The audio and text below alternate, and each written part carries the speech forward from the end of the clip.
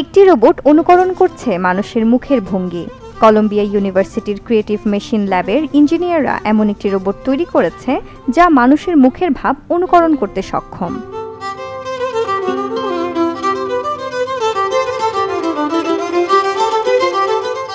The primary goal of IMO project is to develop a robotic face that imo প্রজেক্টের প্রাথমিক লক্ষ্য হলো একটি রোবোটিক মুখ তৈরি করা যা মানুষ এবং রোবটের মধ্যে মিথস্ক্রিয়ার নতুন এক মাত্রা যোগ করবে। আমরা ইতিমধ্যে কিছু কথোপকথনও যুক্ত করেছি যা ইমোর কাজগুলো সহজেই বুঝতে সাহায্য করবে।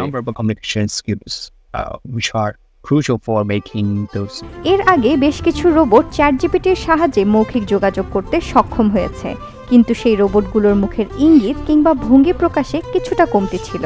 এছাড়াও গবেষকরা মনে করছেন ইমো নামক এই রোবটটি অন্যান্য রোবটের মতো কথা বলতে না পারলেও মুখের ভঙ্গি কিংবা ইঙ্গিত দিয়ে সহজেই যোগাযোগ করতে পারবে মানুষ কিংবা যে কোনো রোবটের সঙ্গে।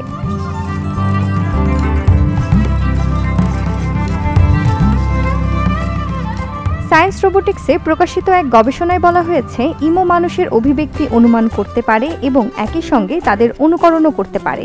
এমনকি অনুকরণ করার প্রায় 840 মিলিসেকেন্ড আগেই কোনো ব্যক্তির আসন্ন হাসির পূর্বাভাসও দিতে পারে। গবেষণাটির প্রধান লেখক ইউহাং হু জানান, যান্ত্রিকভাবে অভিব্যক্তিপূর্ণ মুখ তৈরি করা বেশ জটিল ছিল, কেননা প্রাকৃতিক এই মুখের ভঙ্গিমা প্রকাশ করানোর বিষয়গুলো সময় সাপেক্ষ ছিল, কারণ 26টি অ্যাকচুয়েটার তৈরি করাই ছিল মূল চ্যালেঞ্জ।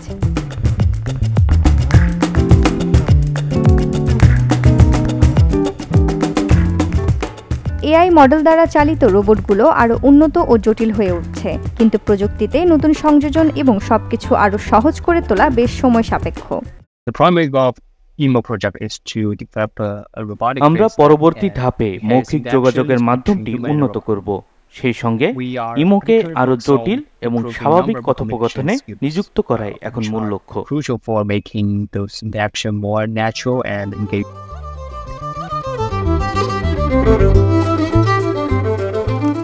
ইমো রোবটটি মানুষের মতোই মুখের ভাব প্রকাশে 26টি অ্যাকচুয়েটর ব্যবহার করে এবং এটি সিলিকনের তৈরি এক মাস্ক দিয়ে আবৃত।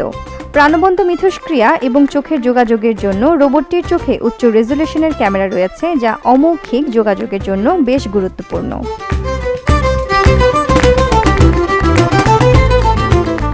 সুমাইয়া খুশবু, চ্যানেল 24।